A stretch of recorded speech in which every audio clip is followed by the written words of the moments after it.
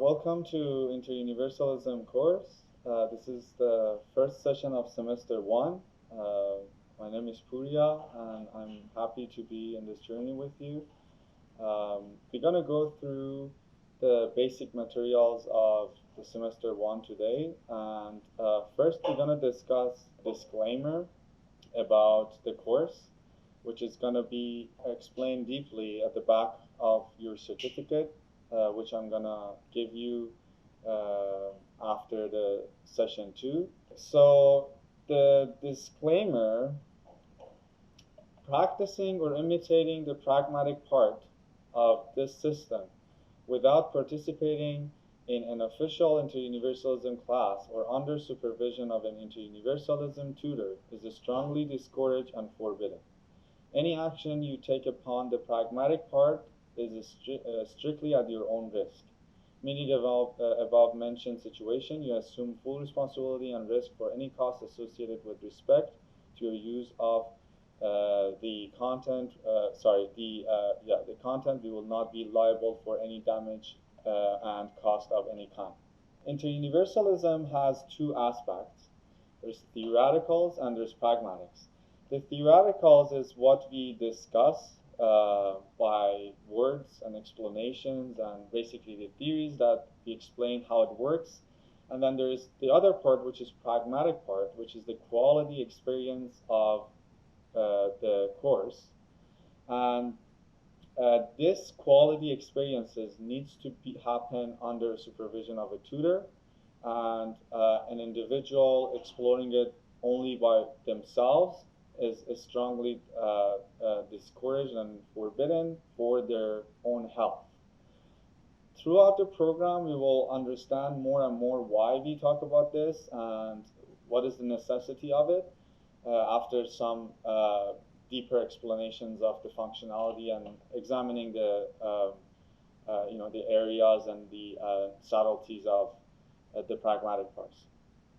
So this is basically to let the students know that the tutor is responsible to give you information about the pragmatics, so you would be safe in a journey and you would feel supported. If anyone would do it by themselves, they might not have the support, or they might feel like lost, or they might feel confused, or other things that we can discuss. Practicing this ontology, if you're going to use it, we are using it with authenticity, with integrity, and only for the well-being of human beings, for the unity orientation, and we also want to be truthful to the teachings and only say what we're learning and not adding to it or misuse it for other not well-intentioned purposes.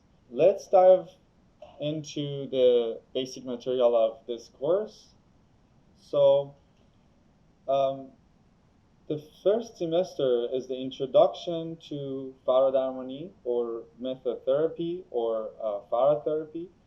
And what Faradarmani means is Fara means beyond, and Darman is therapy. The therapy that is being done by a source that is beyond humans' skills or an ability, and it's happened from a force or a source that is beyond our, it goes beyond our capability and capacity and anything that it's related to our skills.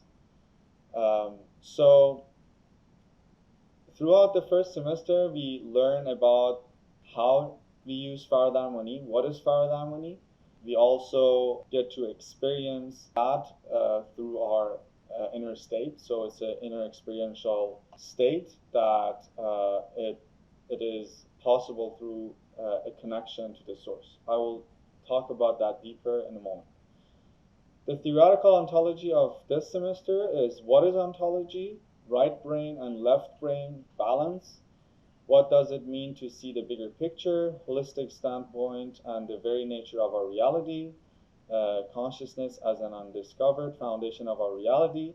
Faradarmani as a quick treatment to depression, PTSD, etc., and more. Interuniversalism is aiming to answer the fundamental questions of human beings since the beginning of our experience on Earth. If we go back to the primal part of our journey on Earth, we realize that we had the same questions since the beginning up to this point, even with all the development of the technology. And those questions are who we are, why we are here, what do we do here, what is the purpose of our life, who created us, where are we coming from, and where are we going after we die. So Interuniversalism is aiming to answer those questions not only on a theoretical level, but also on the pragmatic experiential level. So we're not only relying on anyone's word or hypothesis, but we also get to experience these theories or hypotheses and get the internal confirmation for those experiences. And in that way, it's no longer anyone tries to convince us anything, or we're not no longer blindly believing something in order to gain something, but we only operate as a researcher with a neutral observation that is required to be the optimal state as a researcher. We are trying to put aside what we already know and what we think or assume about our reality and what we know about our world and ourselves, and be a researcher and neutrally receive the new information that this course is providing. And the neutral observer has a very certain quality. For example, it doesn't judge, it doesn't presume, it doesn't analyze, it doesn't expect, and it's just basically standing there and watching. Anything happens, it only watches it, and it's just basically looks at the whole situation. Interuniversalism is based on a worldview that it's called Faradarmany. And what that means is a worldview or perception that it doesn't, it's not limited only by our physical realm or physical possibility, but it also, it goes beyond that and it looks at the bigger picture. It's a holistic standpoint that it doesn't only see human beings as meats and bones and neurological responses, nervous system, digestive system, and etc., but it looks at human being as vast as the totality of universe.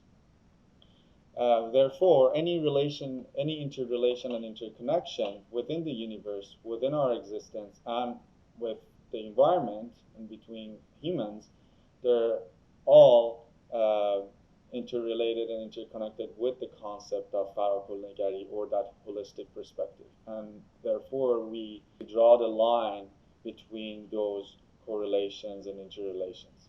In Interuniversalism, in order for us to explain what Faradarmany is, first we need to explain or define healing. And in order for us to define or explain healing, we need to define disorder. In order to do that, first we look at the definition of disorder in other practices in the science world, in other complementary alternative medicines, and then we define illness or disorder in the eyes of Interuniversalism. In science, disorder or illness is defined as any defects in physical level, any imbalances in hormonal level, any interruption in nervous system, or any, if you want to look at psychology, any interruption in our mental state or emotional state.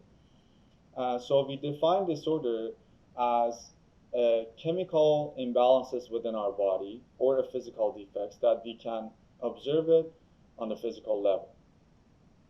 So healing in science is basically dealing with the chemical production which is happening within the body. For example, if we are dealing with diabetes, we're going to be prescribed insulin. So anything that is the treatment, basically, in the science, is relying on the counterpoint or the opposite chemical that the body produces, and it kind of like fights those conditions based on the counterpointing chemical. So with that definition, there's no such a thing as healing. What science achieved is controlling the symptoms. If you have headache, painkillers, we're suppressing the pain, we don't feel it anymore, but the pain message is still there. In acupuncture, they define illnesses and disorder as any stagnant of energy in any meridian channel. The healing or the treatment is by poking these meridian channels by needle and aiming to move the energy to release those stagnants of energy for treatment, which is a temporary, usually three months, as I've heard about it. So it's a temporary relief. In homeopathy, they look at or define illnesses or disorders as any interruption on cellular consciousness level. So they're aiming to extract healthy cellular consciousness from, for example, water, and introduce that to body. So that would adjust this cellular consciousness of the body if there is any faulty cellular consciousness, and if the illness or disorder's reason is those faulty cellular consciousness, then it might have some result. So the treatment is basically around the cellular consciousness. All of these perceptions and worldviews are an example of Rumi's elephant in the darkness story, that men were blindfolded and put in a dark room and asked to explain what elephant is, relying on their senses. So of course they're blindfolded, they're trying to touch it, and each of these individuals touch parts of the elephants and define what elephant is based on their interpretation. So one touches the feet, thinks that the elephant is a huge post. Someone touches the ear, thinks that it's a huge fan, and etc. But if they open their eyes and the room is not dark anymore, they realize that none of those definitions would actually be the definition of the elephant. So Interuniversalism looks at human being as vast as the totality of universe and defines the illnesses and disorders, any interruption or imbalances in any infinite constituents layers of human's existence. And if we would want to consider any healing, this healing it's only be able to be done by a source that has access to all these infinite constituents layers of our existence. Otherwise, any other treatment would be looking at only one aspect of human existence, and because it's incomplete, then it might have side effects and causing interruption or disturbance on other parts because they're not considering those functionalities as well. So the healing that Interuniversalism is referring to is Faradarmani, and the Faradarmani is being done by the consciousness source, by the supreme consciousness and the supreme intelligence that governs entire universe and has access to all the information and infinite constituents layers of our existence. Faradarmani is one aspect of the supreme consciousness, and if you want to explain it in diagram, I'm just trying to see my cursor for some reason. There we go. So in this picture, I found this picture on the internet, and all the credits goes to people that put it there, and I appreciate them. So if they have problem, they should contact me, and I will take it off, or at least give them credit. But it's very close to what we want to discuss here. So the functionalities of the different functionalities and aspects of consciousness, which one of it is Faradarmani and its healing, is coming from a supreme consciousness or intelligence that governs the entire universe. If we consider this top area as a supreme consciousness, then this is another manifestation of the supreme consciousness, which we call it interuniversal consciousness. And the interuniversal consciousness would be a medium to channel the healing aspects of supreme consciousness to us, which we call it Faradarmany. And each of these functionalities that we talk about, one of them being Faradarmani, in Farsi we call it Halqeh, in English we call it link. And Halqeh in Farsi means a circle or a ring, which you can see also in the picture. That's why I'm like, this is very close to what we want to talk about. So this ring or cycle that you see, we call it Halqeh or link, which is a connection to the supreme consciousness. And the interuniversal consciousness is a medium to channel that aspects of supreme consciousness. Let's continue the conversation to discuss why we think that consciousness exists at all. Because someone could argue that, how do you know the consciousness exists? How are you so sure that you can just go ahead and say that, okay, there's consciousness that governs the entire universe? So we start with an example, with a simple example that Dr. Tari uses.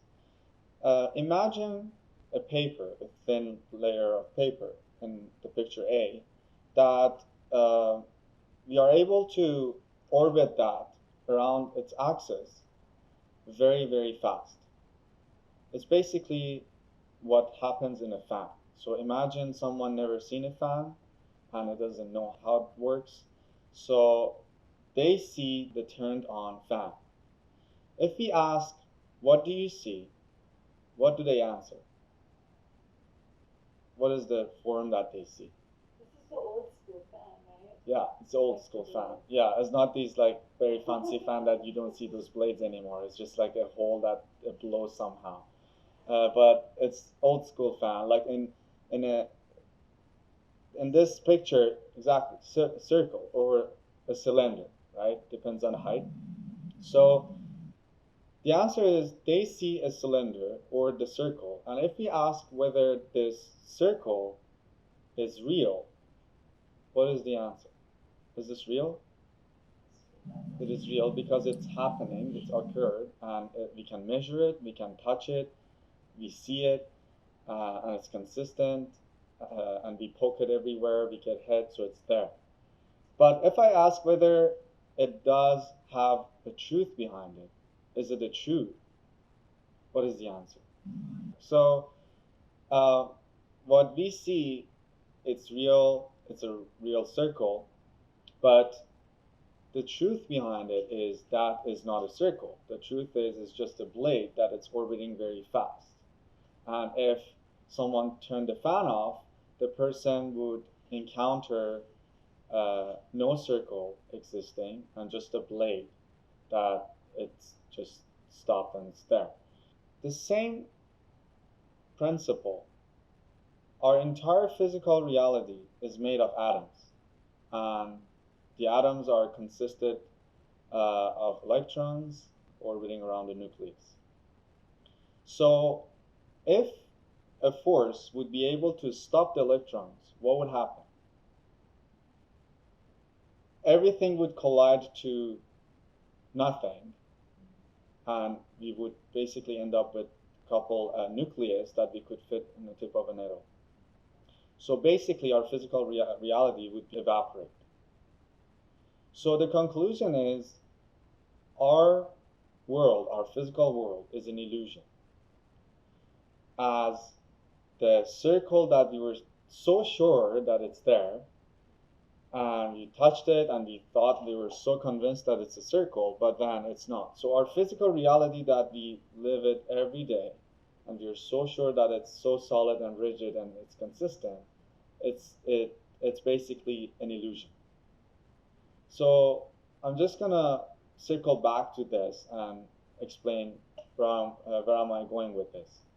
The question is, what gives the electrons information to orbit in so many different ways? First of all, to not collide each other, and second of all, to form so many different manifestations. When we talk about motion, when electrons want to move, then it needs a direction. So let's talk about ourselves. When we want to move, we want to stand up and move, so we need to pick a direction. In order for us to pick a direction, that means that we need to have an aspect of choice, or an ability to making a choice, which is an intelligence. It requires an intelligence. Without an intelligence, how does that know how to orbit or how to move? And it gets more complex because it's not stopping with only the direction. Then after we choose a direction, that becomes in a form of characteristic. So if you're forming a characteristic, for example, the character that goes for hiking or for running or for studying or driving, etc. Then after that, after a characteristic, there is a behavior. Then the motion, a direction, then the characteristic, then there is a behavior. Then we have all this different manifestation in our world that has all these different characteristics, all the different behaviors, and they are basically made from the same electrons. But what is the information that gives them? That they know how to orbit, that they form an eye cell, or they form a molecule of a stone. So Interuniversalism believes that there is a consciousness that governs the entire universe, that gives information to the electrons, that they know how to orbit, to not collide each other, to be able to form all these different manifestations, that they also have the individual and independent operation system. For example, a turtle knows coming out of the shell to go to the ocean, or all the animals and plants know how to be themselves. So here, what we see here in this chart, this is interuniversal consciousness. The interuniversal consciousness, it's a manifestation of supreme consciousness, but it's not itself. So interuniversal consciousness is a quality manifestation that is not the physical manifestation yet, but it is a manifestation. We will get deep about all the layers of consciousness, different layers or stages of manifestations later in the course, but this is not something that we want to discuss. I'm just going to touch on it for the sake of our discussion. So interuniversal consciousness contains the information that governs the entire physical manifestations or physical world that you're living in. And in historical literature, this same interrelation is basically put in a different, it's put in a metaphor, the metaphor of the musical instrument, music, and dance. So the motion of the electrons, which is the movement metaphorically is dance, and the laws that our world is operating with is the music, and then the awareness is the musical instrument, and unmanifested consciousness is the musician. So I'm going to explain what that means. So let's go back to this. In order for someone to dance, what does it need? Music. For someone to need to dance, there's a music. For a music to be played, needs a music instrument. And then in order for the music instrument to be played, you need a musician. So this explains a lot about the necessities of layers of existence. For example, for all these motions to manifest it in different ways, in different forms, there needs to be a certain law that puts it in a certain way, which we learned that in science, right? So we learned about the principles, how things are like molecular structures, how the numbers and orders are put into the nature, and there is the quantitative way of looking at it, and there is the qualitative way of looking at it. You go back to that as well. So dance, which is emotion, the other manifestation in our reality are the numbers. And then the music is the metaphor for the laws, the gravity, the electromagnetic field, and all the different laws that are holding the entire earth together and our experiences on it. The musical instrument is a metaphor for the awareness or the interuniversal consciousness. So in this diagram, this is the interuniversal consciousness, which is the instrument that is producing the music that causes the different dances to exist.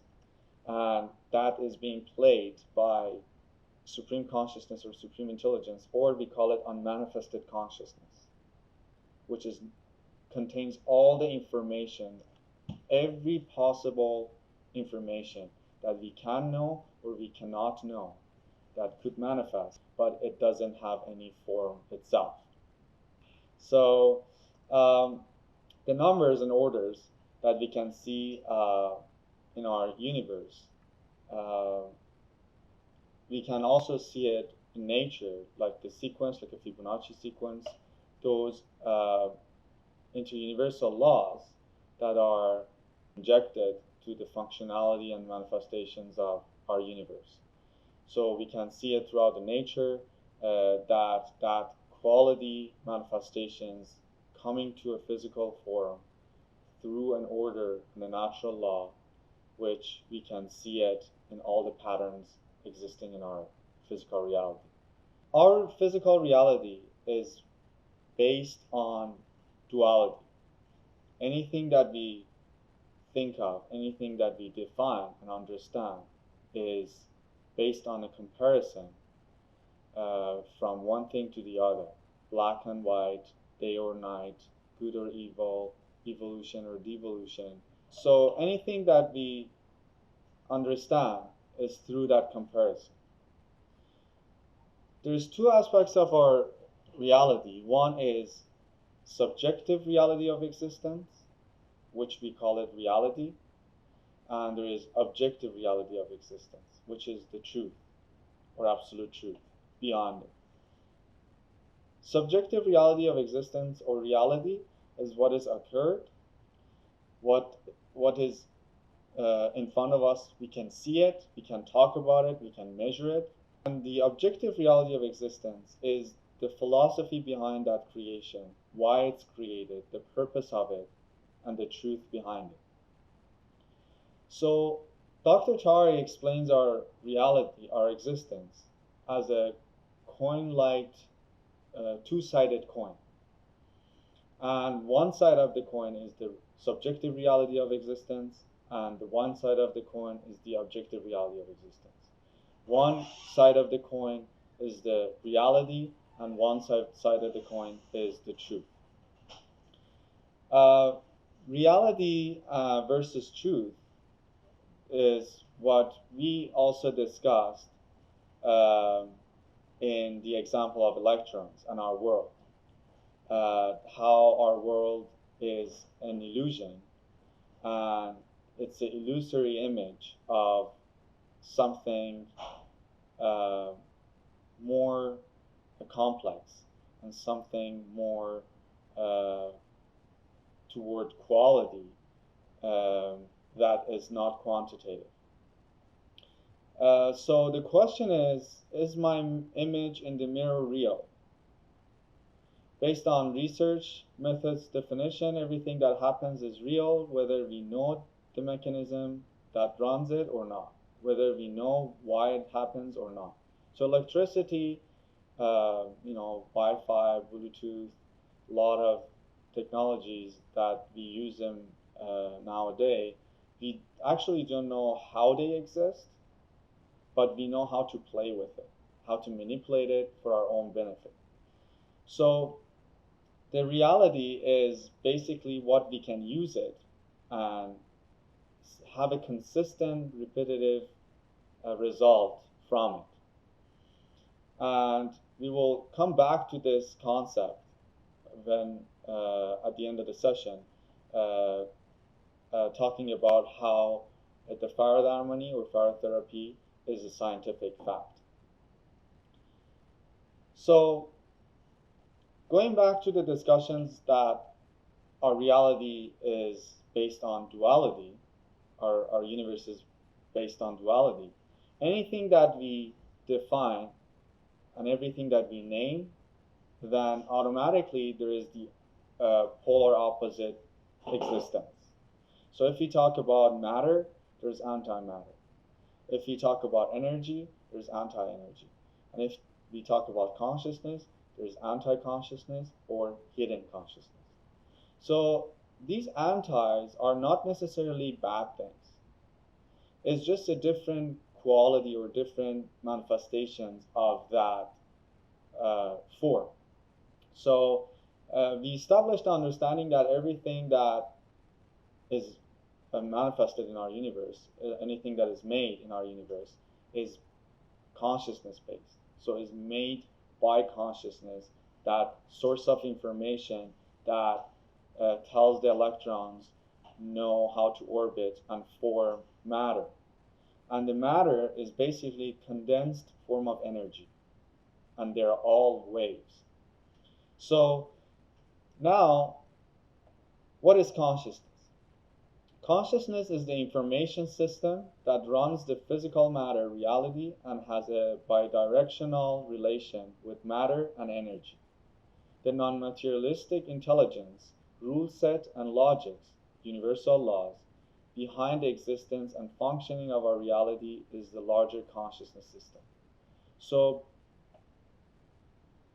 the subjective reality of existence is what we are experiencing every day. But what is the objective reality of existence?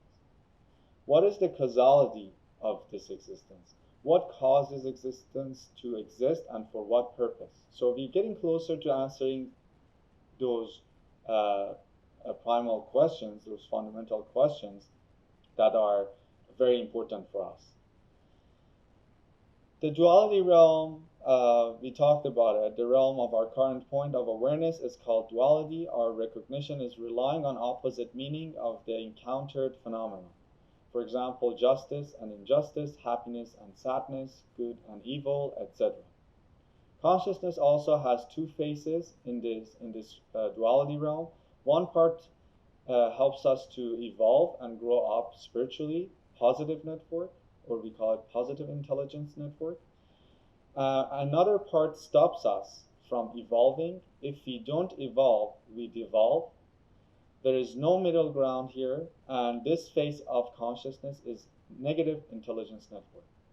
I think it would be getting closer to the answer of your question, that if we have access to supreme consciousness, or if the supreme consciousness exists, how do we have illnesses and disorders? In order for any aspects of our reality to exist, it only can exist by existing of the counterpoint.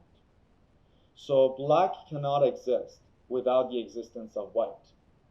Otherwise, they would collide to singularity.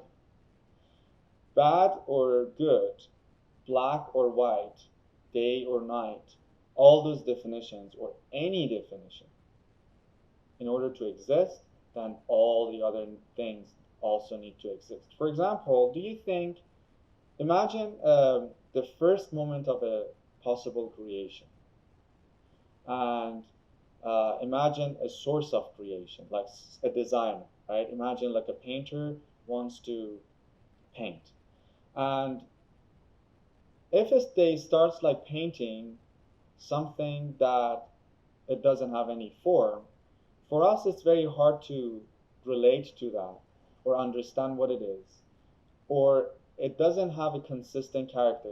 Each observer could conclude something from that. But if we are talking about the solid, consistent object or creation that everyone perceives it relatively same, then it needs to have a form and definition in relationship to the other thing. For example, imagine manifestation like the entire cosmos and there is a cup floating. Does it have any meaning? Like, why a cup needs to float in a space? The cup only means when there's humans and there's a need for a drink, and then they need something to pour the drinks in, and then they use the elements in that earth and to create something that serves their purpose. The cup itself does not serve anything in space, and it would not have any purpose. It cannot exist because for cup to exist, there is so many other things. For example, the clay that needs to exist, and there's earth, and there's someone to make it, and etc. So imagine anything in your head that could exist standalone. So anything that we think of, it only exists because all the other things also exist. So for us to experience happiness, then there is sadness. In order for us to experience love, then there is all the other things that we can also experience. But it doesn't mean that we should experience it. For example, if there is illness, it doesn't mean that we should be ill, or like if you're getting sad, it doesn't mean that you should get sad or have chemical imbalances that are actually harmful for us. If you study the poison that is being produced by being what we call it the state of decharge, for example, depression or anxiety or grief, extreme grief. The poison that the body produces, the hormones, if it's extracted from the body, can kill 3 mice. And on the other hand, so many people are more fixated on external dangerous aspects. For example, food or their diet. I'm not saying that those are not important. What I'm saying is the poison that we are producing in our body by ourselves is much more harmful than the poison that we can introduce it to our body by external stimulus. We come back to that later. So for now, anything that exists in our reality, their existence is only possible by their counterpoint existence. The other dual aspects of our universe is the world of quantity and the world of quality. In the day-to-day life interactions, we are ambivalent to make decisions operating either based on the world of quality or the world of quantity, making decisions based on our logic or our heart. The world of quantity is the world of tools, and anything that is in that world, we can define it, we can explain it, we can measure it, we can talk about it. The other part, which is the world free of tools or world of quality, there is no tool for it. So we cannot measure it, we cannot explain it, we cannot define it, and no matter how hard we try to define and explain it, it is still not it. So imagine we want to explain the taste of an apple. No matter how many words and how much time you have to do that, still not incomplete.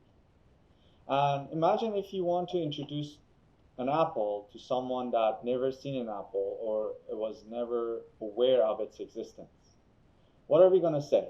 Let's say we go to a university, get the Apple PhD, and we study about all kinds of apples, and then we want to teach the apple to people that they don't know about apple.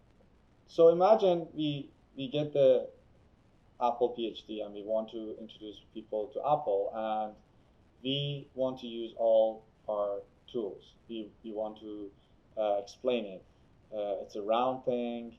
It comes in different colors like green, yellow, red. It has a stem. The roundness is not completely round. The higher diameter is the little more than the lower diameter, etc., etc.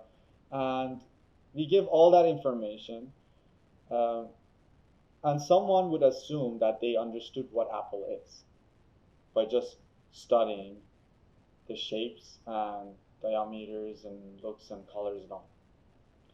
So first of all, we could bypass all those time-consuming and energy-consuming discussions by handing them an apple. And then we can go further by asking them to have a bite of that apple. Then we just bypass the whole entire conversation by just giving them an experience of what apple is. They have the opportunity to look at it and touch it, have an internal experience of that, which then they're not able to explain it. So anything that comes to the quality world, you're not able to explain it.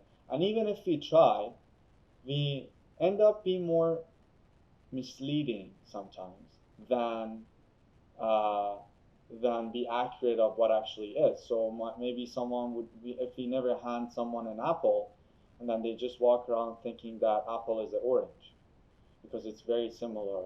By the logical explanation, it's a round thing, it comes with a stem and has seeds and etc. But so someone would walk away assuming that they already know what apple is, and they don't. So when we are in the world of quality, the tools of the world of quantity is not compatible. We cannot use it. And it doesn't mean that one world is better than the other. There are like two wings of an eagle, that they're both necessary to maintain the balance of our operation.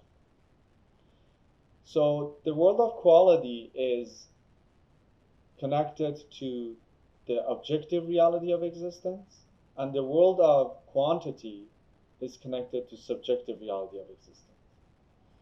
And if we go too much toward quality world, we get insane. We ended up in a cave. We leave all the material world behind. We don't see any purpose in life because we eat and every day, and then we wake up, and then it's the same thing, and then we're gonna die, and everything's gonna be left behind. So what is the purpose? And then if we go too much on the quantity world, which is the world of logic, then we ended up being only a businessman or a lawyer or someone that only is focusing on the material or the physical world, and not really exploring the world of quality as much. So there is a concept introduced in Interuniversalism called rent. And the rent is someone, is a sane, wise, balanced person that is not sacrificing the subjective reality of existence for objective reality of existence, or vice versa. So someone that wants to learn about the quality world, aspects that we cannot define, like qualities like passion, creativity, enthusiasm, joy and bliss, fulfillment, amazement, astonishment, love and devotion, excitement and thrill, and all those qualities. And on the other hand, there is the world of quantity, that we cannot use those tools to produce these qualities. For example, we cannot use our willpower to be excited. We cannot just sit in a corner and just try so hard to be excited. It just doesn't work. Something needs to naturally happen. Or we cannot convince ourselves to fall in love. It needs to happen. Or we cannot put a time for it. We cannot say like tonight at 9:30 p.m. I'm gonna fall in love, and then like at exactly at 9:30, the clock, the watch goes, and be suddenly in love. So it is very important to understand that these aspects are necessary but not compatible. So when we are operating in a world of quantity, we need to study, we need to put time, we need to put effort, we need to use our skills, we need to uh, you know use all those earthly tools to achieve. For example, if we want to launch a rocket, we cannot just sit in a corner and say like we're so enthusiastic to launch a rocket, and then we suddenly like see a rocket is just manifests itself and launches itself, and then yeah, we just launch a rocket. Or the other way, we just discuss it, how we cannot produce those qualities by convincing ourselves. Like someone being depressed, we cannot say, well, be happy. No, it's very easy. Just be happy, smile, try a little harder, and then yes, there you go. But that's not even consistent, maybe for a second or two, but then they come back to their state. So, Interuniversalism explains and approaches the theoretical on the world of quantity, world of logic. It does the discussions and put it to the words and explains it. But then when it comes to the pragmatics, which is the quality experiential part of it, then we need to put down the tools of quantity world and be the neutral observer and experience what happens. So when it comes down to the pragmatic parts, we cannot explain it. If someone says, what is the mechanism of link? What is a link?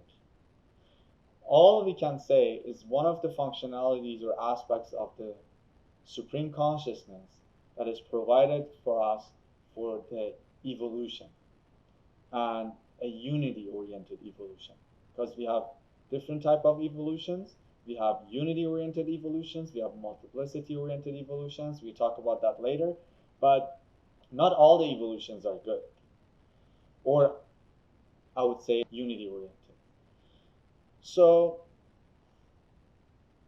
it is very important for us to understand that when it comes to earthly matter, we are using the world of tools. We use quantity world. There's no way to bypass it. For example, in a lot of practices, people might confuse the world of quality and world of quantity, and they want to achieve earthly matters by relying on the quality world aspects. For example, they sit in meditation, ask for position, or they pray so hard, so God gave them money, or like they gave them wealth, or gave them position, or gave them a good job, or they can pass the exam. They don't study for the whole year, and then last minute they say, just God, please, I'm gonna be the best person ever, or like I'm gonna do this, I'm gonna be that, so please let it happen. And what we are actually doing is we are asking God to be to act in justice way. So someone that has studied the whole year, let's not discuss that. Let's just focus on me right now, right? So it's an act of injustice if I would pass, not studying, and someone would pass. So there is a justice that is required, and it's in a form of natural law. And the natural law is existing, holding that justice together. We also come back to that how that justice exists is not the justice that we're expecting, but there absolutely justice there. So the other hand,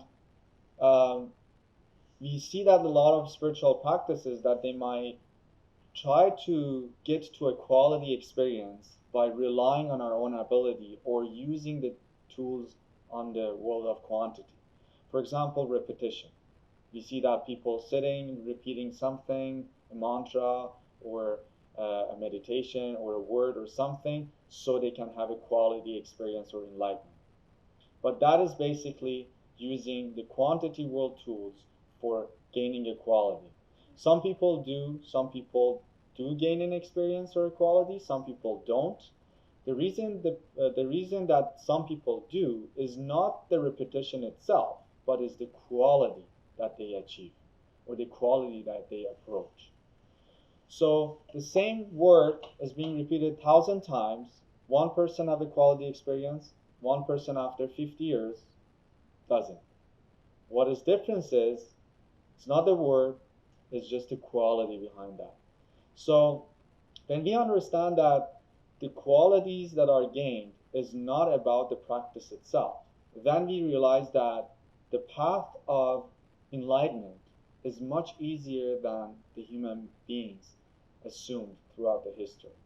That's why when in so many cultures, when we talk about Erfan or spirituality, everyone think that, well, there's someone with a lot of beard and poor sitting in a corner, or they just don't care about the physical material world, they just left everything behind, they just have like a one little rag around themselves, and they're just kind of walking down the beach, and they're just living like that. But here we're learning a new way. Interuniversalism providing us a quality access, a connection to the Supreme Consciousness. It's already established, secure connection to the Supreme Consciousness, that we no longer need to rely on any tools of the quantity world or on our ability to gain equality and have an experience of that connection, and just to have that with no condition. So we learn about unconditional love aspects of the Supreme Consciousness. And we realize that these qualities are given not because we earned it, but because it's unconditionally given, which shows the unconditional love of the Supreme Consciousness. I'm not going to dive deep to that concept right now, but we come back to it later. So again, it is very important for us to know that we put aside these functionalities and aspects when we are approaching the other world. So each world has to have its own tools and own approaches for us to be productive and efficient and get results. Otherwise, we're just using incompatible tool to achieve a result. Wise and balanced person, Ren, we discussed it. A person who pays attention to both reality and truth at the same time and keep the balance in life between both. A person who uses both left brain and right brain tools and approach to reach an emotional, mental, and spiritual balance in life. Keeping a balance between being open-minded and skeptical, only an ignorant person claims to know everything, being open-minded, and only a fool accepts any idea that he encounters, being skeptical and researcher. So, of course, we're not asking people to blindly believe in anything, because that would be against our logic. It doesn't have the quality as well. So anything that it requires, the only thing that it requires of us is to be a neutral observer. And that's something that it's not by force, is not through convincing. It's something that it's an internal experience, freely held by the individual that wants to have an experience. The skepticism is appreciated because we need to have a skepticism in order to assess the situation and recognize something evolving from devolving, or productive and unproductive. So there's no problem being skeptical while we are in a link or approaching Interuniversalism, but we can be skeptical while being a neutral observer, while being open-minded for something that we might not know. Ontology, Erfan, knowledge. Interuniversalism in Farsi called Erfan Halqeh, and Erfan is self-awareness or self-knowledge, understanding ourselves. And Halqeh is the ring, the metaphor, the ring or cycle, which is the metaphor for those connection to the supreme consciousness. Metaphysics, a branch of philosophy that studies the nature of reality. Ontology, a branch of metaphysics concerned with the nature and relations of beings. Ontology deals with abstract entities. Definition of interuniversalism, the process of studying the possibility of harnessing, altering, and tapping into consciousness. This process will try to find practical ways to improve and better our day-to-day life and the quality of our intellect and being level. Erfan uses the right brain approach to tap into consciousness and offload information and analyze it with left brain tools. So while we are in the link, we are putting down, because we are interacting with the quality world, we are interacting with the consciousness world, which is more toward quality, more of a quality than a quantity. Then we put aside those aspects of quantity world and we just be a neutral observer and receive. After we are out of the link, after our linking, so-called, is finished, then we can go to our logic level, a step of logic, and then analyze it and try to understand it or comprehend it in any ways we would like. Historical check on how human beings connected to consciousness.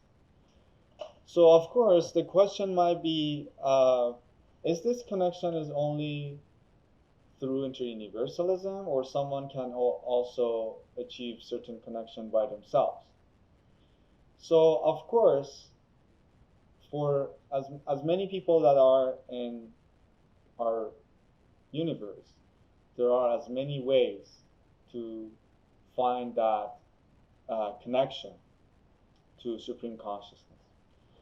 However, the individual way is the hard way, and there are some conditions.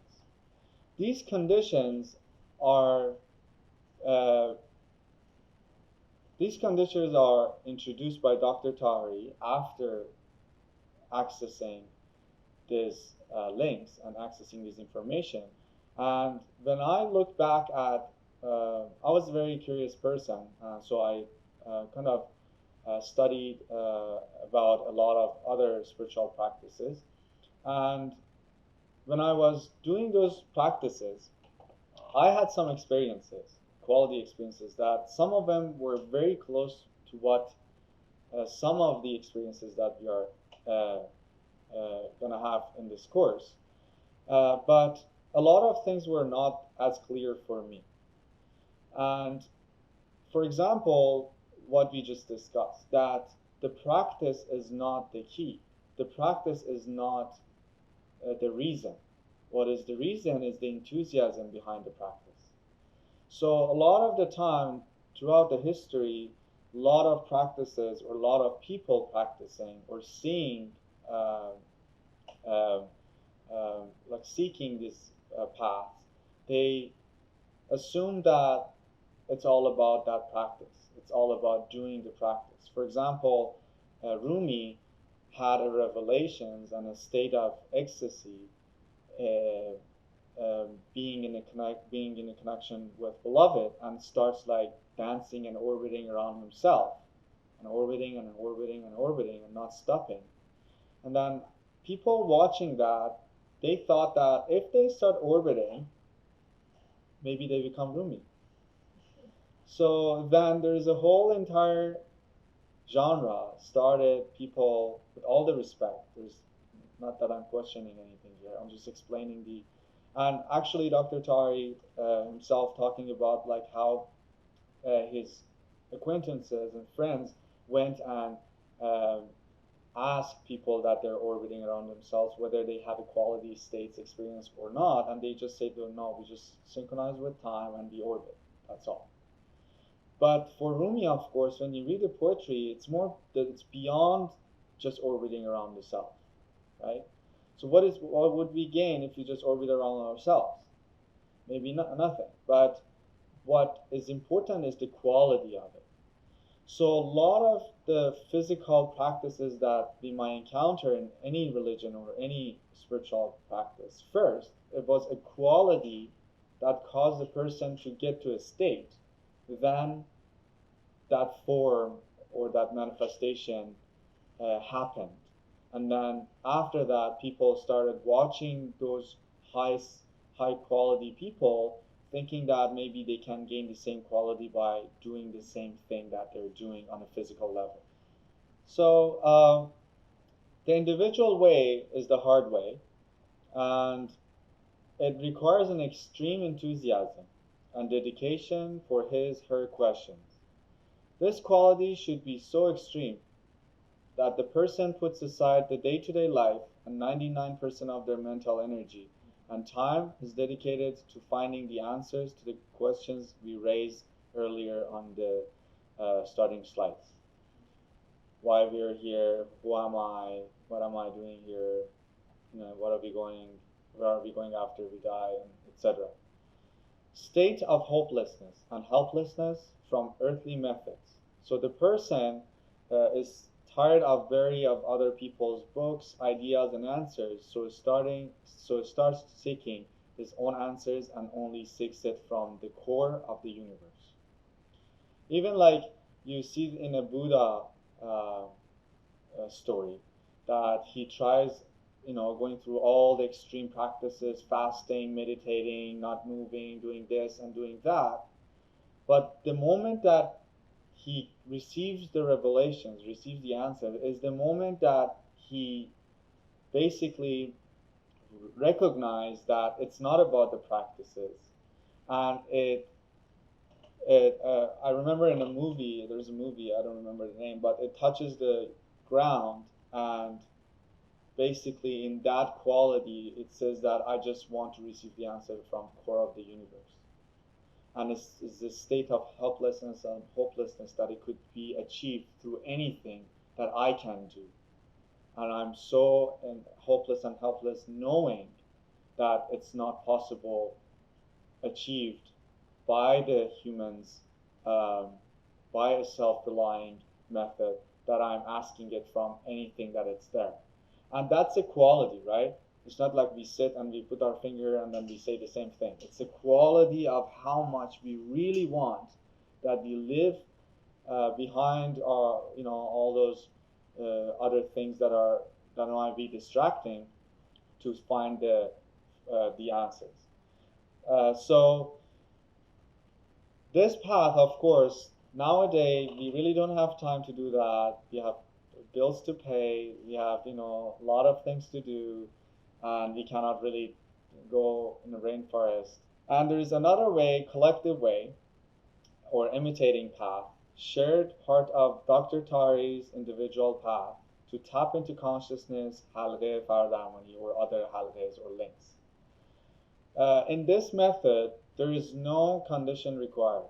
The only condition that we talked about, the only requirement, is observation, the neutral observation, which means no assumptions, no judgment. We just observe what happens and continue observing while we are in the connection. Observation with no judgment is the research method suggested in this system. Surrender, we rip ourselves off of all earthly methods. No prayer, no focus, no techniques, no mantras, etc. are allowed while we are in the connection. So whatever we've done before, whatever experiences we had, regardless of our background, whether we explore other spiritual practices or we already achieved a certain state or anything. So we want to put all aside to be able to have a neutral observer point of view for the sake of the clear conclusion. So at the end of the course, when we want to conclude that whether that was an unconditional, that it was an unconditionally given quality, or whether it had to do with our development or our skills or our knowledge or anything like that. This first semester is aiming to introduce the consciousness that governs the entire universe, and answers to the question that whether we can use those functionality of the universe for our health, for our healing, and for revelatory and harmonizing aspects. What we're going to do now, we're going to have a quality experience with what we were just talking. So this, the half of the session is about the theoretical. We are on the step of logic. Now we're going to go to the step of ishq, or the absolute unconditional love, or the world of quality, and we can explore that. I think we should explore with the first link, and then we're going to have a 5 minutes break. So what we're going to do, we want to close our eyes.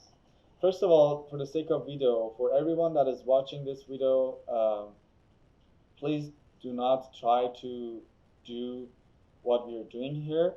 This is only for people that are students of this class.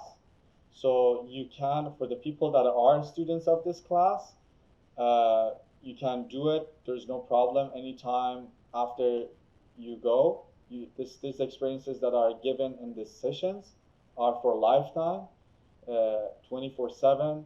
I don't need to know. You can just use it whenever you go on. I'm just like saying it in a video for if someone watches it outside of the class. So any of these quality experiences that we are initiating, it comes with a protective layer.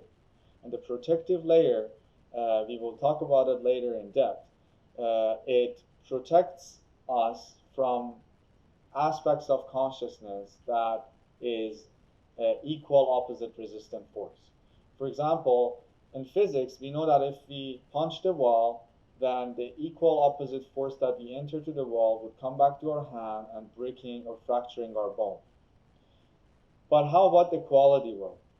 If we produce a quality, does it have an equal opposite force? The answer is yes.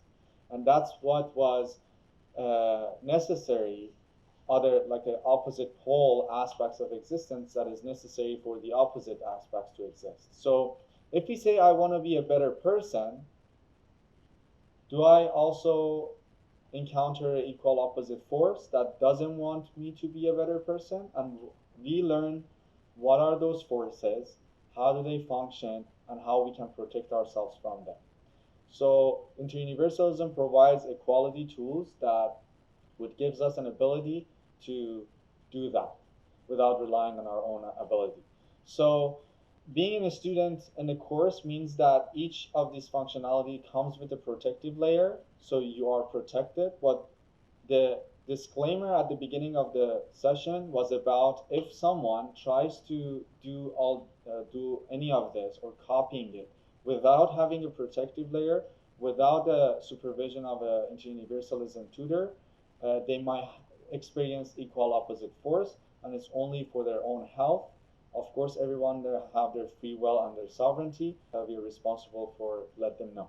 So for you guys, again, it's okay. You can do it whatever, whenever you want, using these links outside of the class, but don't introduce it to anyone else to do it unless we tell you that you can open these links for others. There are links that you are able to open for others. There are links that it's only for yourself. There are links that it needs consent from the other person to be open, and there are links that it's not consensual. So you can just open it for them. Okay, so let's have an experience for 10 minutes, and you guys have 10 minutes break, maybe 5 minutes break. It's actually 9, so we still have an hour. I can give you 10 minutes break.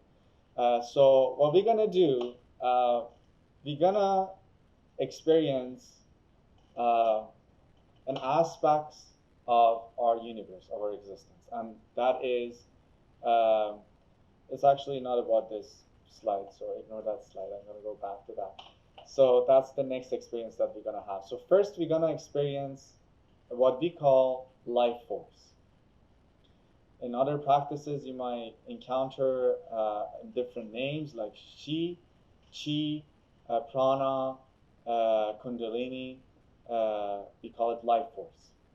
So it's the same thing that in Tai Chi they try to cultivate it by imaginations, by movements, by imagining that they're visualizing that they're breathing in their body and use it for healing.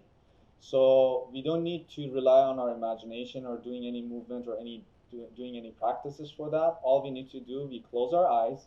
We're just gonna move our hand like this, kind of like moving slowly, and we just want to feel the air around us and just like experience, because what this links does, it switch on the aspects that we are able to experience that immediately. So we don't need to go through any practice or spending a lot of time to imagining or visualizing. We can experience it, and then we can use it for healing purposes. However, we don't need to use this for healing because we have another link, which is Faradarmany link, that you guys are going to receive next sessions. That is a complete package of healings that is being guided by Supreme Consciousness. Is not coming from a person, it's coming from the consciousness itself, and it's beyond time and space. We will talk about it. So let's close our eyes, and then we're going to move our hand like slowly. It doesn't need to have a specific form. We just want to feel like what is around us. Let's do it. Let's have another experience. This experience is having a sensations of polarity field. This field is an exchange of ions and electrons between the cells of our body. In another word, our body has a different currents in it, and one of these currents are electrical currents. In physics, we know anywhere that we have electrical current, then there is a field, electrical field around it. So human beings also have this electrical field around their body. What we're gonna do, we're gonna switch aspects of our existence on so we can experience this and use this functionality. This link would help us to feel the magnetic fields around us and also be able to adjust our own or other people's magnetic field. What we are familiar with, one of the consequences of polarity interruption, polarity field interruption is jet lag. For example, when we are traveling a long distance in an airplane, which we don't have ion on electron exchange with Earth and air, as a result of the distance from Earth and also being in a metal structure, polarity field gets interrupted, therefore causing us feeling exhausted. So by this link, we can, if someone's feeling jet lag, we can kind of like hold our hand above their head, or we can kind of like scan or their surrounding by our hand to adjust their polarity field. And what we do, we intend to the link. I'm going to explain how we open links and how we use the links in a moment. First, let's have an experience of this magnetic field.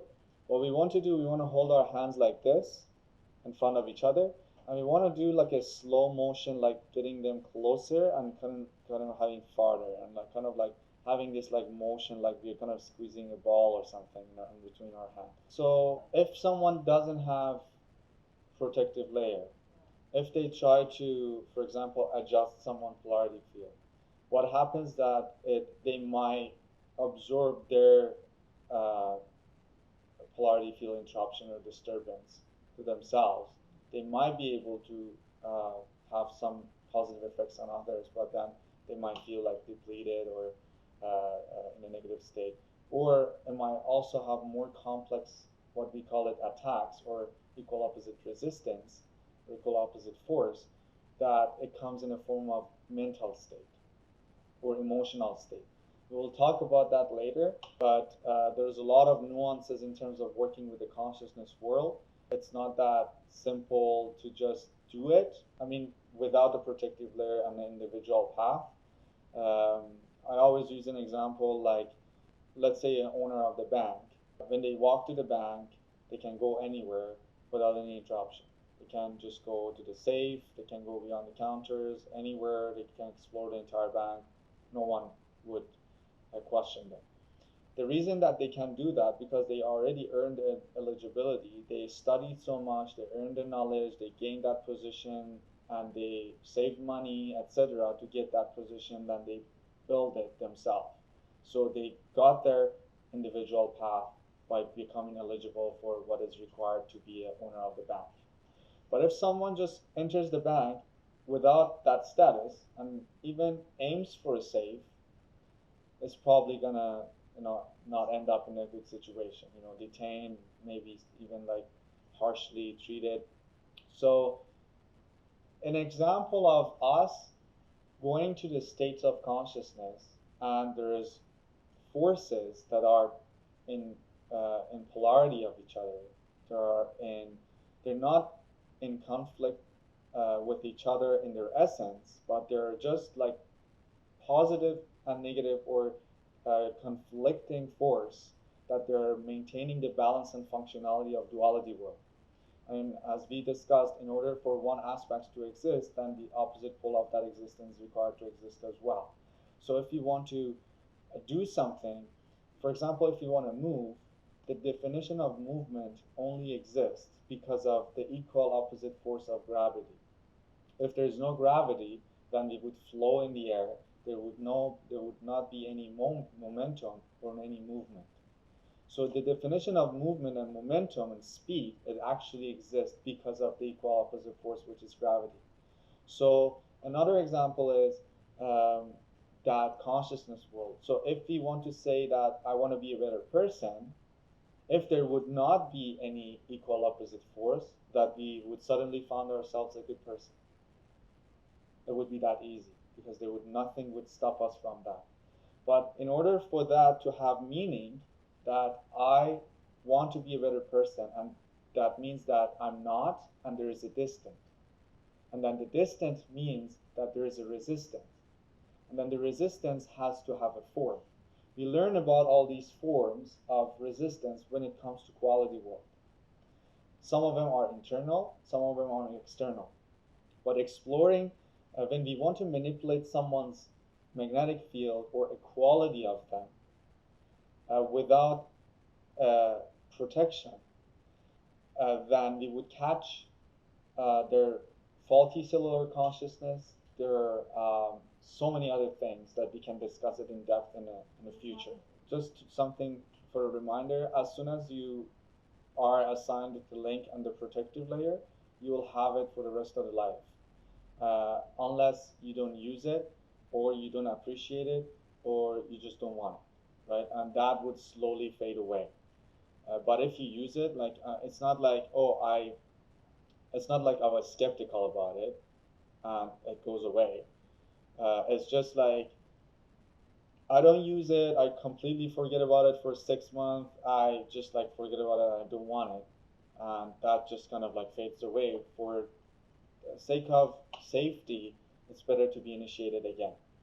But otherwise, if you use it and receive the benefits here and there, even if you forget about like a month or two, that's fine, as long as you're appreciating it and wanting it, that's already established. The whole conclusion that we want to come up at the end of semester is that we were able to access the connection to the source consciousness. First of all, the source consciousness exists by our own exploration, accessing the functionality, which is given, unconditional, unrelated to anything that it's about us, regardless of whether it's about our past experience, our skills, our race, or religion, or belief, or trust, or anything like that, right?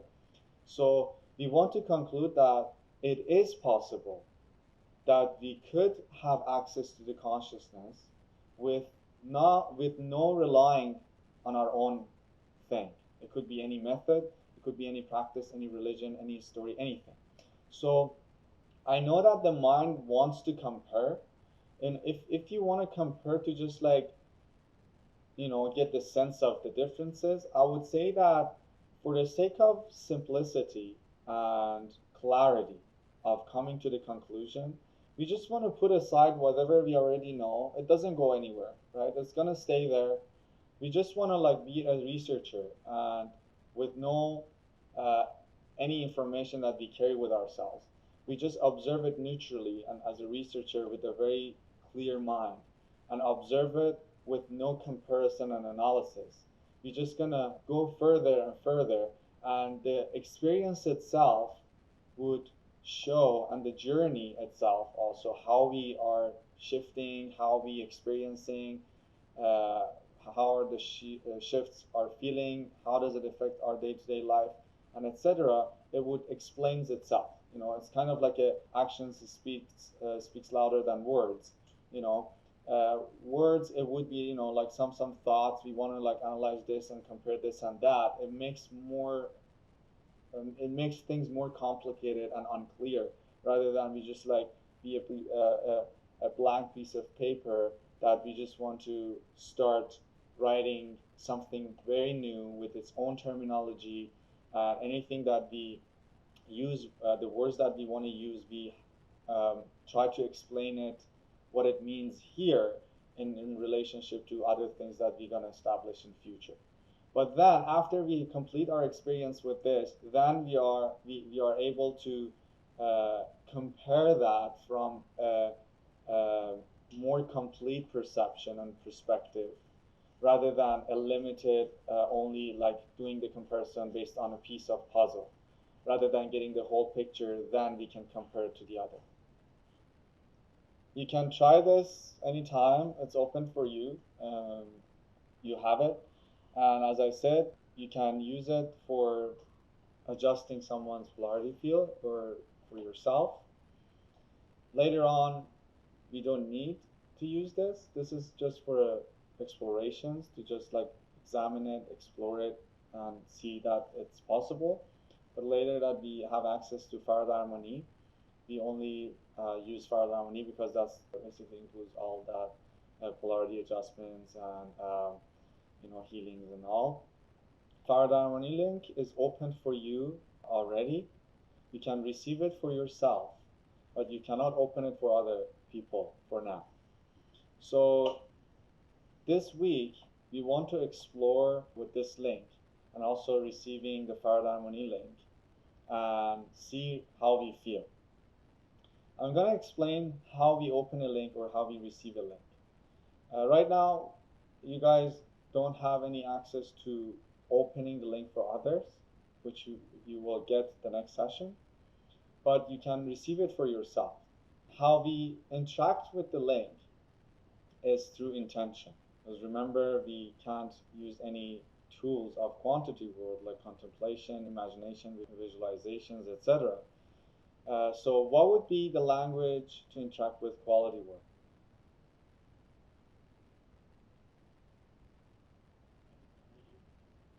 Energy is a form of consciousness, but how would we interact with that? What was the aspects of quality world? Enthusiasm? Intention? So we call it intention. The intent. And I define what intent means. Imagine you want to form a thought in your mind. Like imagine we want to say, I want to get connected, or I want to receive a Faradarmany link. That takes some time, right, to form the sentence. So then we form that sentence in our mind, and then the shorter that it gets to 0 second, that's the definition of intention or nazar. We kind of like it's a glimpse that we really don't form the sentence in our mind, because that becomes the form of like a mantra or something. We only put a name for our understanding, but that aspect doesn't have a name. For example, we call it Faradarmani. A lot of links, they have Farsi names, and in order for us to interact with them with the English-speaking world, we change it to English word, but still it's the same link. So the name of it really doesn't matter, as long as your intention goes toward that aspects of consciousness. Because we are interacting with the supreme intelligence of the universe, it understands what we are trying to communicate or what we are asking for. So as soon as our intention goes toward that functionality, it's already open. So because the consciousness is operating beyond time and space, It doesn't require us to form the sentence and take time to initiate it. As soon as the thought goes to our mind is initiated. So it's so fast, it's faster than us. That's why so many times you might find yourself that you're healing, but you might not remember when you initiated the link. The reason is, as you thinking, you're allowing the link to work on you, and you might not realizing that you're initiating a link, and you might thinking that, oh, initiating a link has to have a certain way of interaction, which doesn't. As long as it's open, it is open. I give you an example to make it more simple, especially if you want to explain it to others next session after you have the link to offer, or if you want to, for example, use the life force that you have tonight, or the polarity adjustments to do some healings or helping others for their adjustments. If you want to explain it to others what it is, and for the simplicity of being example it to an internet. The internet analogy is make it very simple. So imagine we are immersed by Wi-Fi signals, but we are not necessarily connected to it. In order for us to get connected to the Wi-Fi, first we need to turn on the Wi-Fi functionality of our phone. Then we see the available networks. Then we pick an available network. We gotta make sure that it's not a scam or it's not hacked, it's a secure network. And then we connect to that network. Connecting, we need a password. So as long as we get the password only one time, then our device get automatically connected to that Wi-Fi, and we suddenly realize that our device starts to update, starts like scanning and finding all the things that it's necessary to for an optimal operation. Just like that, as soon as someone opens up the link, it's like giving you the password to the positive intelligence network, not the negative intelligence network. So it's a secure, direct, established connection to the positive intelligence network for specific purposes.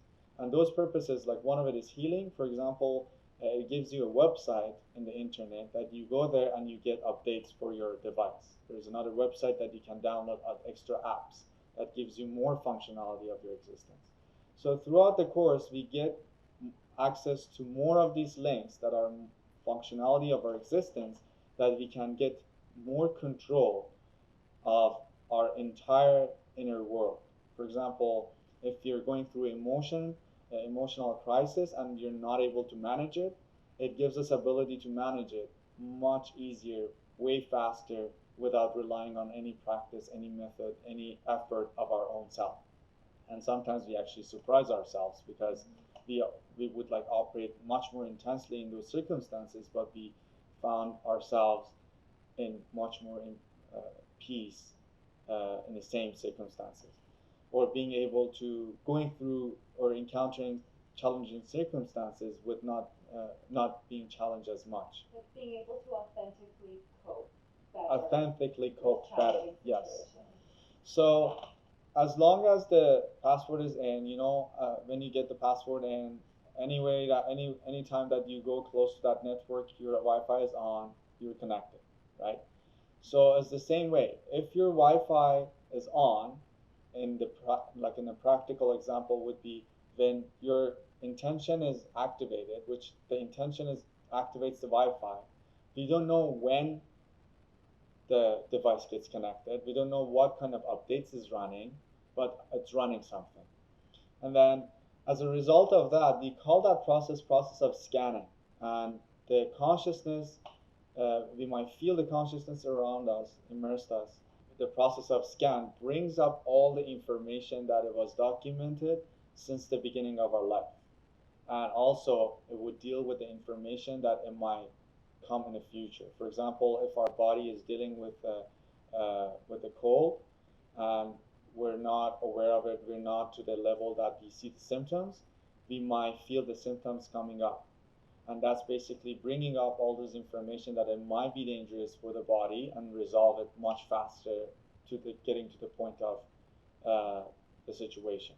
So during the process of scan, I don't know during the class if you were feeling some sensations, some body pains coming up, some feelings coming up, some concerns, some fears, or some all those things that are you were kind of like mentioning, or anything that was coming up is in the scan of Faradarmani, because the consciousness field of the class, um, the Faradarmani is open and starts scanning you, and bring all those information. So if you are in the you're receiving the link, and you're having an experience, we call it expulsion. If those symptoms coming up, don't panic, don't scare. What we mean by neutral observation is if you're in pain, we're watching the pain.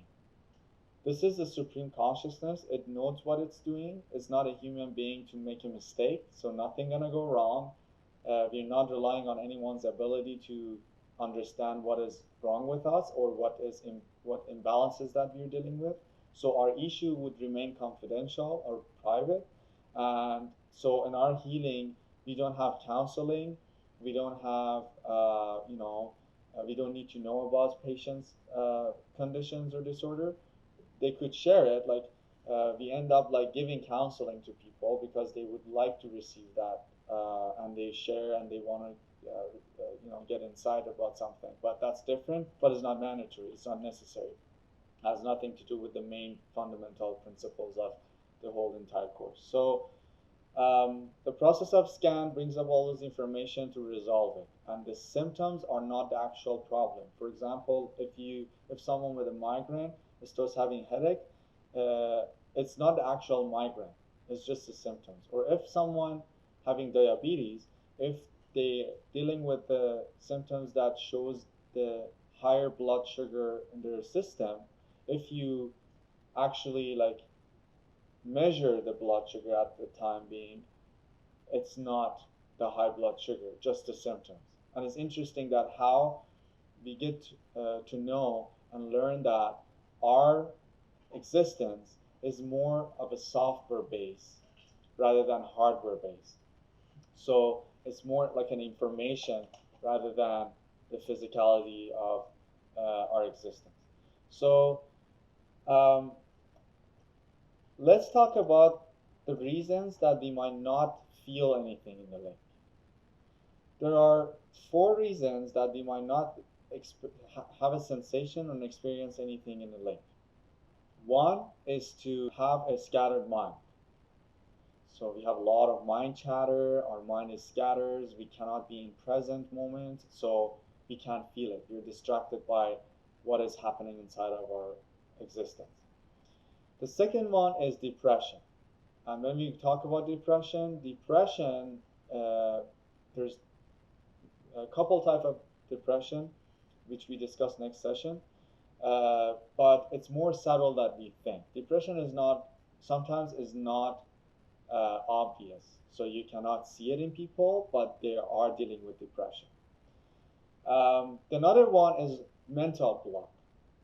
Because our mind is programmed mostly based on logic throughout the education system, throughout our parents, our culture, religion, or anything like that.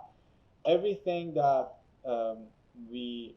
most of the time we program in logic-based information. For example, 2 + 2 = 4. This physical world is it. This is the it. This is it, and it's not changeable. It's consistent. All those frameworks and then we were rewarded by being logical, like being a good girl, be a logical person, be a good boy, be a logical person, and then we developed this filter and mental block that our mind would block anything that it's considered illogical. So that their mind is programmed with a lot of rigidity of the logic and limitations, what is possible, then anything that is beyond those framework of information, it would be filtered. That's why they don't experience it. In these three reasons, it doesn't mean that the person is not receiving the benefit. So the person just not sensing the experience, but they still receiving adjustments and healing. But then there is a fourth reason, which would actually interfere with receiving the benefits as well. And that is blocking it by will and not being a neutral observer. Holding judgments, this is not possible. Blocking it, I don't want it. This is ridiculous. It's impossible. All along those lines. And so with that, because the positive intelligence network always respects our free will and sovereignty, then it would not touch us, because we are stating that it's impossible, we don't want it, or we block it ourselves. So it's not enforcing. So it leaves us alone. So for the first three, we don't have an experience. We might not have a sensations, but we receive the benefits. But in the fourth, we might not even receive the benefits. Let's have a 5 minutes test. We call it depression test. What we're gonna do, we're gonna hold our hand like this. It's gonna be short. I'm not gonna you need to go. Okay, it's okay. Yeah, awesome. Nice to see you. Yes. So we're gonna hold our hand like this, and then we're just gonna observe the motion of the energy, whether it enters our hand or whether it stops at certain point. And we are gonna observe the development and process of that in the next sessions. We're gonna do this in a few more sessions, so you can see the improvement of it. So we're gonna hold our hands like this. We're gonna close our eyes. We're just gonna have we observe to see how far this energy goes in our hand or goes at all. Let's do it. If you need more information, please go to our website and check out the books and free PDFs, and also watch the other videos that are available on my channel. Thank you so much.